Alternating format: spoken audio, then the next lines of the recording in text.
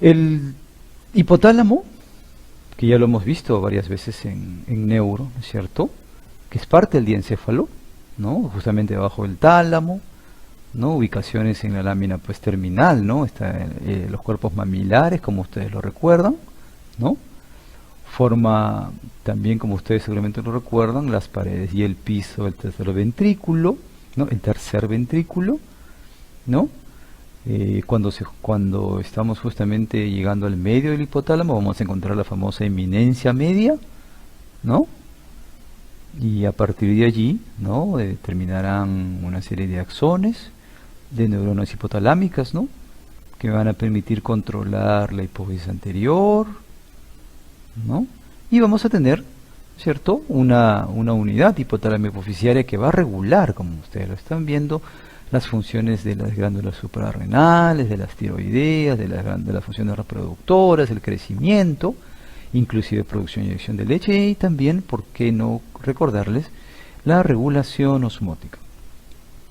¿Cuáles son los dos mecanismos que utiliza el hipotálamo para regular o para coordinar las respuestas fisiológicas hipofisiarias? Son dos. Uno, como bien lo dice aquí, ¿no es cierto?, es un control, ¿no?, a través de péptidos, ¿no es cierto?, que van a regular a la liberación de hormonas tróficas, ¿no es cierto?, y también mecanismos neurales, ¿no es cierto?, que son péptidos que ya han sido sintetizados, ¿no?, en el hipotálamo, y que van a ser liberados o van a ser almacenados, dependiendo, primero almacenados y después liberados, ¿no es cierto?, en la glándula hipófisis. Obviamente ya ustedes están atentos que va a ser hipófisis posterior y anterior respectivamente. Aquí están los núcleos del hipotálamo, los más importantes o los más conocidos: paraventricular, ¿cierto?, el paraventricular, ¿no?, y nuestro núcleo supraóptico, ¿ok? ¿Por qué supraóptico? Porque aquí está pues el quiasma óptico, ¿cierto? ¿Ok? Después que tenemos núcleos ventromediales, posteriores, que no nos vamos a involucrar en estos momentos, a pesar que podrían tener alguna importancia en otras funciones. Nos interesa el paraventricular, el supraóptico, y su relación inmediata, ¿no?, con el tallo hipofisiario. El hipotálamo, ¿cierto?, una gran influencia a partir de señales externas e internas, ¿no?, para influenciar ingesta de alimentos, gasto de energía, el peso, ingesta de fluidos, presión arterial, temperatura, ciclo del sueño. ¿Y cómo se hace esto? A través pues de estos factores liberadores o hormonas liberadoras que se sintetizan en el hipotálamo, ¿no? Liberador de tirotropina, de corticotropina, de gonadotrofinas, de hormona de crecimiento.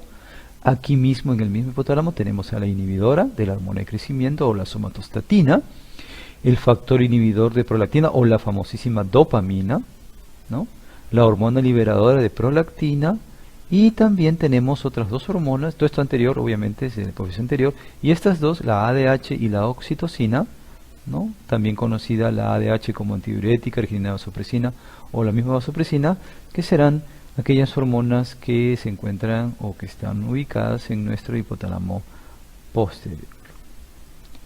Aquí tenemos una relación bien clara, ¿no es cierto?, como de lo que les comentaba. Ahí están la hipófisis anterior y la hipófisis posterior, ¿cierto?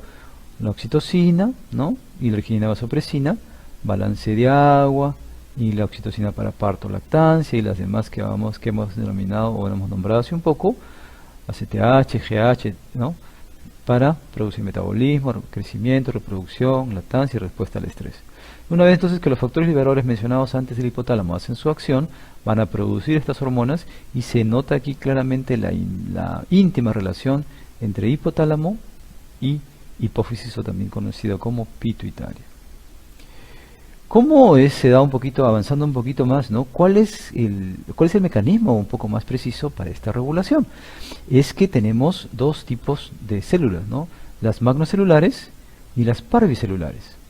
Si ustedes se dan cuenta, las magnocelulares son aquellas que a través de transporte axonal van a llegar. Estas magnocelulares se encuentran obviamente en el hipotálamo, ¿cierto? Por transporte axonal, estas son las que producen la oxitocina, ¿no? Y la arginina vasopresina, ¿no es cierto? Van a llevar a que en la hipófisis posterior se encuentre acumulado y luego, cuando sea necesario, sea distribuido a la circulación sistémica. Además, tenemos otros tipos de neuronas que son las parvicelulares, que también van a producir, ¿no es cierto?, a través de un transporte axonal hacia la eminencia media, los factores liberadores hipotalámicos que antes habíamos considerado, dopamina, somatostatina, GH y los demás, a través de las venas portas largas, van a llegar a la hipófisis anterior y harán un efecto para liberar estas hormonas, ¿no? A la ACTH, la TSH, las hormonas de la FSH y LH, GH y la prolactina, y llegará también en su momento a la circulación sistémica. La macroestructura, ¿no?, que tenemos ahora, vamos a relacionarlo ahora hacia la macroestructura de la hipófisis. Entonces está formada por la conocida de una hipófisis anterior y la neurohipófisis o hipófisis posterior, las cuales van a presentar un origen embriológico diferente, que es interesante recordarlo, ¿no? Recuerden que está ubicada pues en la glándula hipófisis, se encuentra ubicada pues en la famosa silla turca, ¿cierto? Aquí está, ¿no?, anterior y posterior, la silla turca, ubicada pues en el hueso esfenoides, ¿cierto?, en relación íntima, nuevamente les reitero, con el hipotálamo. Si queremos profundizar un poco más en la estructura de la glándula hipófisis, podemos encontrar algunos elementos muy característicos, ¿no? Ya la conocida, ¿no es cierto?, adenohipófisis, formada básicamente por la pars distalis, ¿no es cierto?, la pars tuberalis, que parte quiere decir parte o segmento, ¿no?, tuberal, que está acompañando el infundíbulo. Y si vamos ahora al otro lado o a la parte posterior de nuestra hipófisis, ¿no?, estamos en la pars nervosa o la pars nerviosa, ¿no?, para hipófisis posterior, ambas que están separadas, o si también podemos decirle conectadas a través de la parte intermedia o la pars intermedia.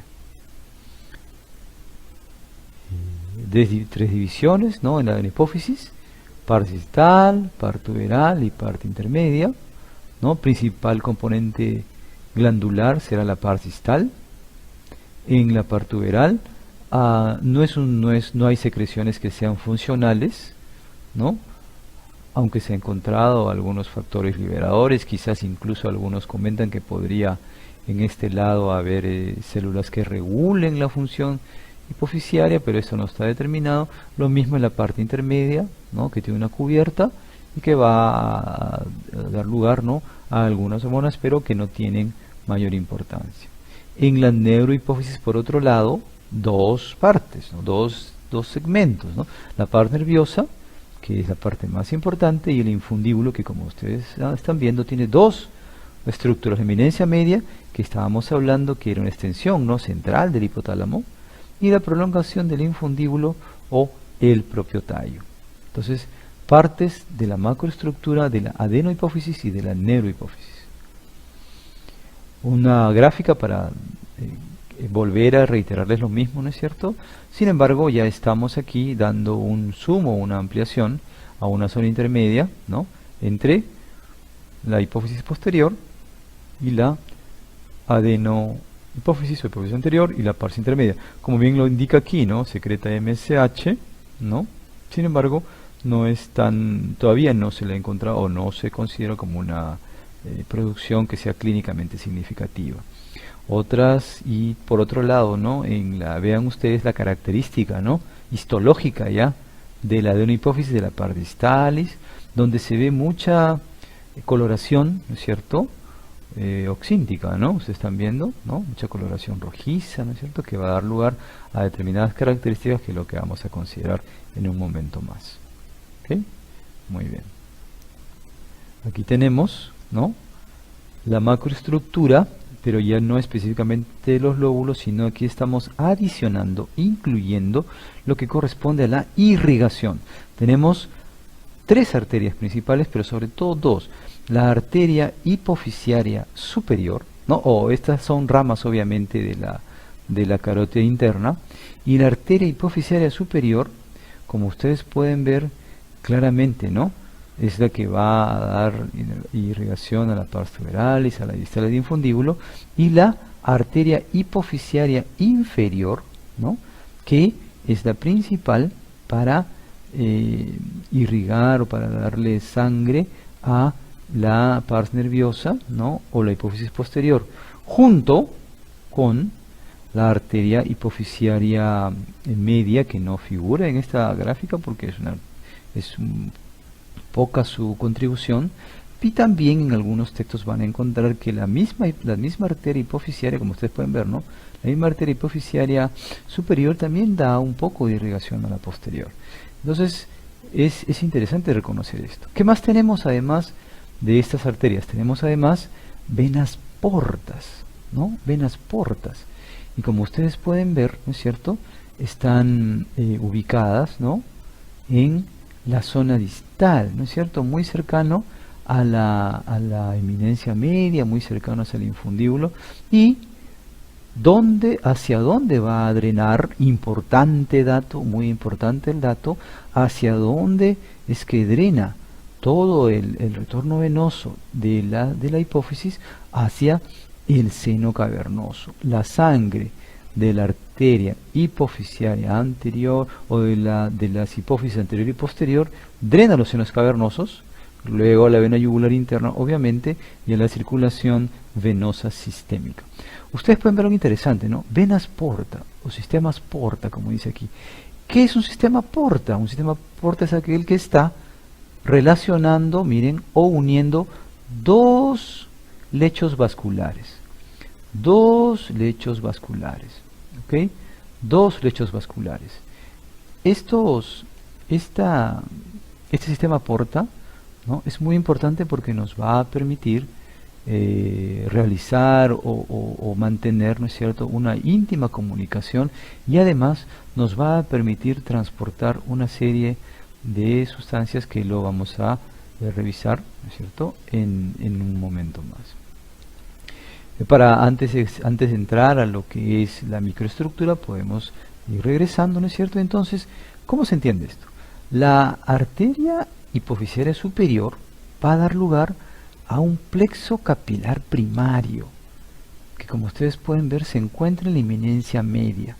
De aquí, ¿qué sucede? De aquí, como ustedes pueden ver claramente, drenan venas portales hipofisiarias largas, ¿ok?, largas, y están yendo hacia el infundíbulo, donde van a encontrar un plexo capilar secundario. Este plexo capilar secundario es el que va a transportar los péptidos tróficos que van a llegar hacia la hipófisis anterior, ¿ok?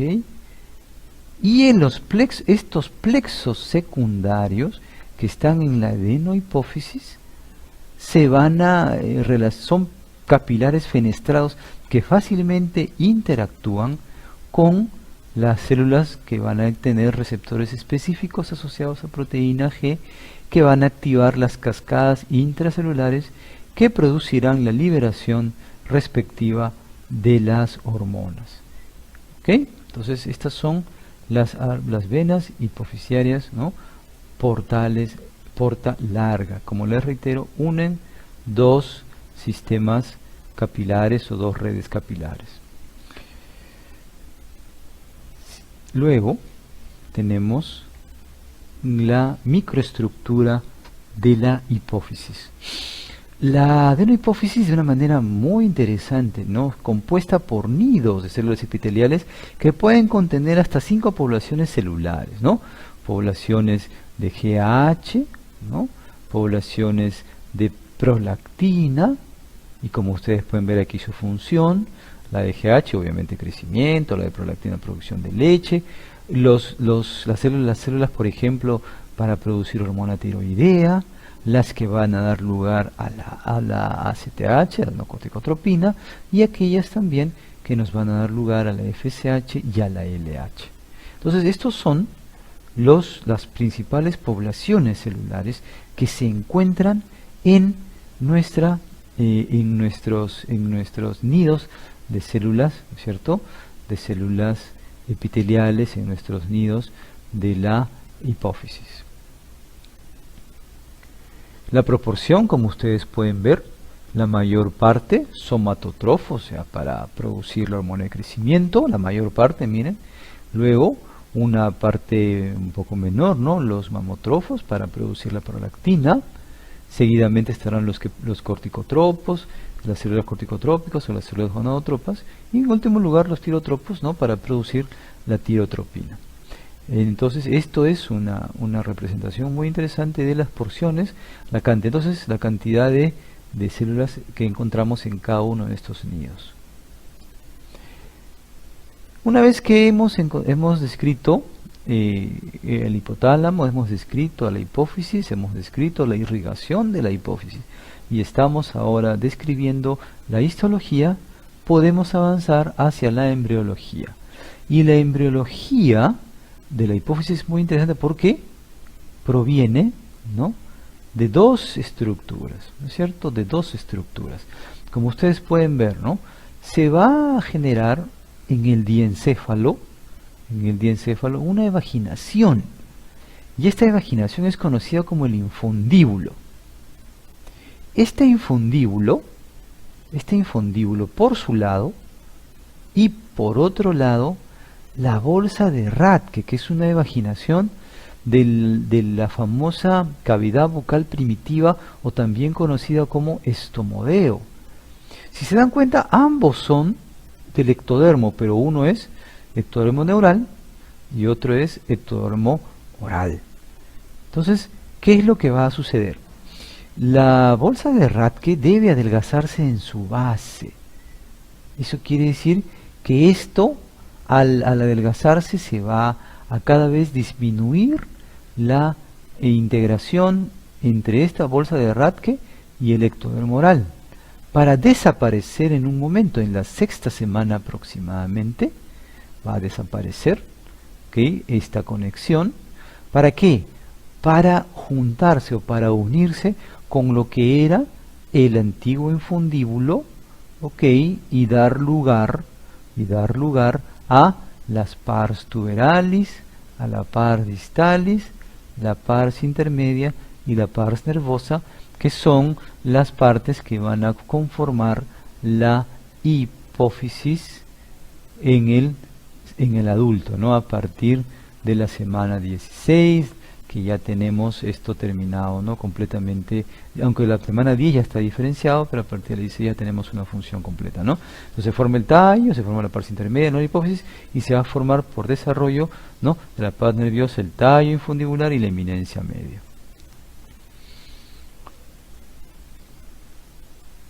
Tenemos aquí, ¿no?, a la sexta semana, ¿no?, la bolsa de Rathke, ¿no?, ya se está evolucionando, ¿cierto? Como después va avanzando, ¿no? Y en la 11ª semana de desarrollo, ya como les comentaba, ¿no?, 16ª ya está completamente desarrollado, ¿no? Algunos textos van a encontrar 10ª, otros van a encontrar 11ª, el tema no es muy crítico, ¿no? Que ya está separado completamente la hipófisis, ¿ok?, de lo que era la bolsa de Rathke o el famoso estomodeo. Tenemos luego, ¿no?, como les estaba hablando, ¿no es cierto?, el hipotálamo, ¿no?, la sangre arterial, la red capilar primaria, las venas portas hipofisiarias que van a llegar a la red capilar secundaria, en nuestra hipófisis anterior, capilares fenestrados que van a dar fácil interacción o van a liberar fácilmente, ¿no?, los factores liberadores hacia las células endocrinas de la adenohipófisis para dar lugar a que éstas produzcan las hormonas que van a la circulación venosa sistémica. El sistema portohipofisiario, ¿cierto? Vean ustedes los núcleos del hipotálamo, ¿no? Paraventricular supraóptico, ¿no? Que, como ustedes están viendo, ¿no? Estos, el paraventricular y el supraóptico, directamente, ¿no? Van a tener un tracto, ¿ok? Un tracto hipotálamo hipofisiario, un tracto. Estas son axones que van a llegar hacia la hipófisis posterior, ¿ok? Donde a su vez se va a encontrar una red capilar en la hipófisis, en la neurohipófisis, ¿no es cierto? Que igualmente se van a liberar las hormonas que son de la hipófisis posterior, o la oxitocina o la ADH, dependiendo de la circunstancia, y liberarse a los senos, ¿no? Senos orales y luego la circulación. Por otro lado, ¿no? El sistema portohipofisiario que ya habíamos nosotros comentado, hay un plexo capilar primario y hay un plexo capilar secundario. Y estos dos plexos capilares están unidos a través de la vena porta o las venas portas largas, ¿no? Este es un sistema sanguíneo, por ejemplo, hipotálamo hipofisiario, ¿no? Sistema sanguíneo hipotálamo hipofisiario, o también si podríamos también considerar, ¿no? Un sistema portohipofisiario. El hipotálamo y hipófisis están directamente relacionados por vasos portales hipotálamo hipofisiarios que irrigan la mayor parte del lóbulo anterior, y esto permite que los factores hipotalámicos lleguen en alta concentración a la hipófisis anterior. Hay una, como sabemos, ¿no? Los núcleos paraventriculares y supraópticos van a sintetizar oxitocina y erginatosopresina, que llegan, ¿no es cierto?, como les comentaba, por el tracto hipotálamo hipofisiario y se liberan en las terminaciones axónicas de la neurohipófisis. Todas las hormonas de la adenohipófisis, vamos a centrarnos ahora un poco más en la adenohipófisis, ¿no? Son péptidos o polipéptidos y se organizan de acuerdo a su homología funcional. Todas las que son glicoproteínas, TSH, FSH y LH, ¿no? Que tienen en común la subunidad alfa, pero cada una de ellas está diferenciada por su subunidad beta, que le va a conferir una actividad biológica específica. Luego, las que derivan de la proopiomelanocortina, ¿no? Que van a sufrir una división, una partición después de la traducción inicial, y va a pasar a ACTH, beta-endorfinas, alfa, beta, gamma melanocitos, o hormonas estimulantes de los alfa, beta y gamma melanocitos. Y por otro lado, la hormona de crecimiento, o la prolactina, ¿no? Que tienen una homología estructural y genética similar a la hormona, ¿no? Lactógeno-placentaria humana. Son tres familias entonces. Las hormonas sintetizadas, vamos a reiterarlo: GH, FSH, LH, TSH, CTH, prolactina. Los factores, ¿no es cierto?, hipotalámicos, como ya lo habíamos visto, ¿no? ¿Cómo se podría ir empezando a dar las secreciones, ¿no? Como ustedes pueden ver, ¿no? Hay pulsos, ¿no? De GnRH, por ejemplo, que van a favorecer la secreción de la hormona luteinizante. Y hay pulsos de baja frecuencia para favorecer la secreción de FSH. De esa manera se puede diferenciar la secreción, ¿no? Si se elimina la secreción, por ejemplo, del factor liberador de hormona de crecimiento, disminuirá la secreción de hormona de crecimiento, ¿no? Entonces se indica que uno de los principales factores para controlar síntesis y secreción de hormona de crecimiento es el factor o la hormona liberadora de hormona de crecimiento. Si hubiera alguna alteración severa entre el hipotálamo y la hipófisis, por ejemplo, un daño, ¿no?, del tallo por un traumatismo, un golpe, una lesión severa, un accidente de tránsito, todas las secreciones hormonales hipofisiales disminuyen, exceptuando la prolactina. ¿Por qué? Porque al contrario de los demás, la prolactina se encuentra siempre inhibida, ¿no? Entonces, si yo disminuyo al inhibidor, si inhibo al inhibidor, es decir, si inhibo la dopamina, va a aumentar entonces la secreción de prolactina y va a producirse, en algún caso, si es que se llega al nivel, una galactorrea. Hormonas hipofisiales y sus órganos dianas, ¿no es cierto? de la posterior, ¿no? Antidiurética, la oxitocina de los blancos, ¿no es cierto? Ya los conocemos. De la anterior, ¿no? El anocito que va a la piel, la CTH a la corteza suprarrenal para producir el cortisol, prolactina para la glándula mamaria, la FSH tanto en testículo como en ovario, ¿no? La LH igual en testículo y ovario, testosterona y progesterona, y la GH en el hígado para producir el subintermediario y facilitar el crecimiento longitudinal de los huesos, y el tejido adiposo, ¿no? Para también producir una serie de funciones que la veremos en el momento con la hormona de crecimiento, y la TSH para dar lugar a la glándula tiroides. ¿Qué podría pasar, ¿no? Si tenemos una hiperfunción? Probablemente, ¿no?, se aumente una de las funciones. ¿Por qué? Porque los adenemas hipoficiarios están compuestos generalmente por un único tipo celular, ¿no? Entonces lo que va a aumentar es la función de alguna de ellas, ¿no? Y se va a asociar a la hormona en exceso. Por ejemplo, si fuera de los somatotropos o aquellos que aumentan la hormona de crecimiento, se verían básicamente efectos del crecimiento. Otras causas, ¿no? Hiperplasias, y hay carcinomas también de adenohipófisis. Y la hipofunción de nuestra glándula hipófisis, ¿no? Generalmente va a una o podría ser a más. Si es a todas, ¿no? Si es a todas, ya lo vamos a ver, se puede, lo que se conoce como el panhipopituitarismo. Pero debe perderse más de este porcentaje para que ya se presente alguna sintomatología importante, ¿no? Podría ser, esto es muy raro, pero más que todo son adquiridos. Miren ustedes las causas, ¿no? Tumoración, un efecto de masa, ¿no? Algo que esté atrofiando a la hipófisis, necrosis isquémica. ¿Se acuerdan ustedes de lo que habíamos hablado al inicio de la clase? Que esta señora había tenido una hemorragia muy severa durante su parto, necrosis isquémica de hipófisis anterior. O también podría suceder por ablación, cirugía o también por radiación, ¿no? El desarrollo, como miren ustedes el caso, ¿no? El desarrollo de los signos y síntomas es lento. Por eso les comentaba que el caso se había presentado más o menos a los 2 años del último parto. Y va a depender, como les repito, de la hormona específica que haga falta en el esquema. Como ustedes pueden ver entonces, hasta este momento hemos revisado brevemente lo más importante de lo que corresponde a la función hipoficiaria y además a la relación entre hipotálamo e hipófisis.